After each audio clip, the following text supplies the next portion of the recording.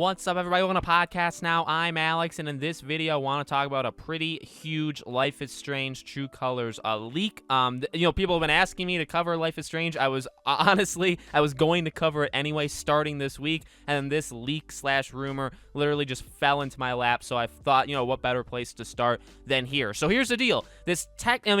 Is it Life is Strange True Colors? Technically, yes, but it's really the prequel to it, the Wavelengths DLC, which is where you play as Steph, okay? And the way they described it sounded just like a lot of mini games, which I'm not dissing. I'm not saying that's like a bad thing, but that's almost how they made it seem the entire episode was going to go. Well, there turns out there's a leak. It looks like, okay, so I'll read it off of Reddit, but Reddit took it from Twitter, okay, which was in Spanish, and it looks like it is literally the data files of the game. So in terms of how accurate it is, I don't really know how more accurate you can possibly be, okay? But here's the Reddit post. Apparently today there was a leak of Life is Strange True Colors floating around where in one of the chapters, Chloe Price will appear interacting with another character, Steph, in her DLC episode titled Wavelengths. If true, it'll be interesting to see how they'll implement this. And you know what? I don't want to read the rest of it because I have my own opinions to it. So then we go to Twitter, which you see the data mine picture to it. And then if you translate,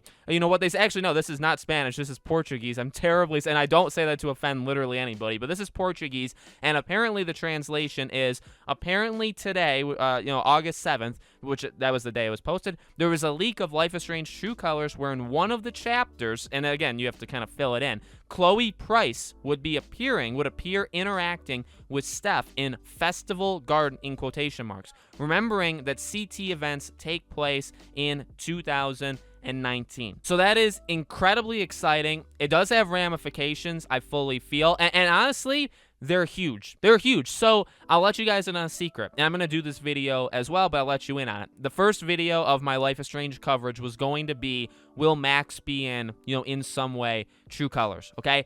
And I thought the answer was probably no, but of course I'm going to hope for it, okay? Now I'm going to make that video. It'll probably be next week's video. Maybe I can make it for later this week. If you guys really like these, right, I can totally make them. So that was going to be it. And one of the things I was going to suggest, and I'm going to bring it up here, is that there was a leak back when True Colors was not, announced yet. And this leak correctly predicted not just Life is Strange, but I believe 2 other Square Enix projects as well, okay? This leak was insanely accurate. And in terms of Life is Strange, it got the setting right. It got the main character, both in name, ethnicity, all of that stuff right. And I believe it got her powers right. So this leak is about as accurate as you can possibly get. And in the same leak, a lot of people missed this, which is insane to me. And I actually missed it the first time I read it.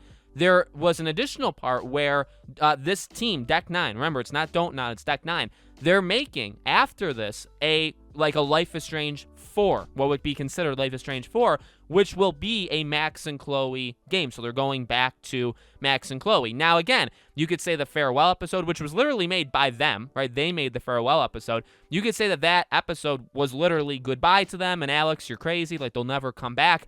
I don't know. The leak was literally 100% accurate. So the fact of the matter is, if you get everything else right, and these were very specific points, months before these things were announced, I believe it. I believe that that's the next game we're going to get. So get to the point, Alex, right? Well, here's my point, dear viewer. I would say this could easily be not a test, but like a gentle, I want to say forcing a gentle nudge of these characters back into our lives, which I don't really think they need, but I think we may get no matter what. You know what I mean?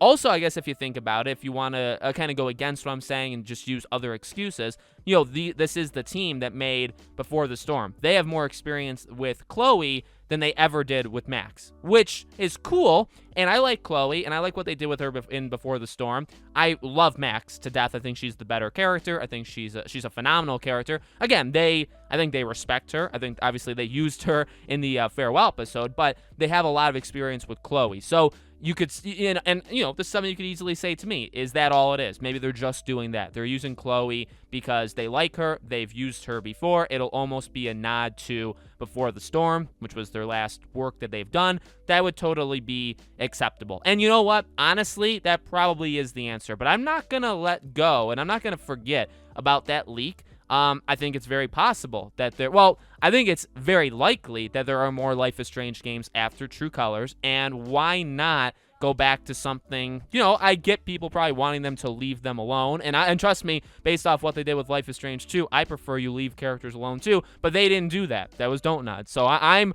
all for Deck 9 at least trying, and then if they fail, then we can call them out. But I think it's exciting.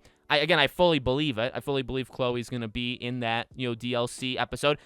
In terms of the continuity, yeah, I believe the DLC episode is still after the ending of 1. So the issue is, they're going to make the choice now. Now, again, if the leak is true and Life is Strange 4 is going to happen and it's going to be Max and Chloe again, well, then they've already made the, the decision's been made. So this could be a subtle nudge, but it could also be a, hey, very gently, let us introduce to you that we have picked the canon, timeline of Life is Strange. We picked what actually happened. Again, in Life is Strange 2, you do get to know what you did. I experienced Arcadia Bay gone because I actually did pick Chloe. And I don't remember what the statistics are. I'll have to look those up. I don't remember because sometimes these things are very close, like 50-50. Sometimes one vastly overpowers the other. I feel like the majority did pick Chloe, though. I'll have to check, later. You guys can let me know in the comments. But it wouldn't surprise me if that happened. I do believe that's the case. So I do think eventually, if they are going to go back to those characters, you have to make Chloe alive, right? If you include her, you have to make her alive, which means you do have to pick a canon ending. So this could honestly be many things. It could just be a nod to Before the Storm.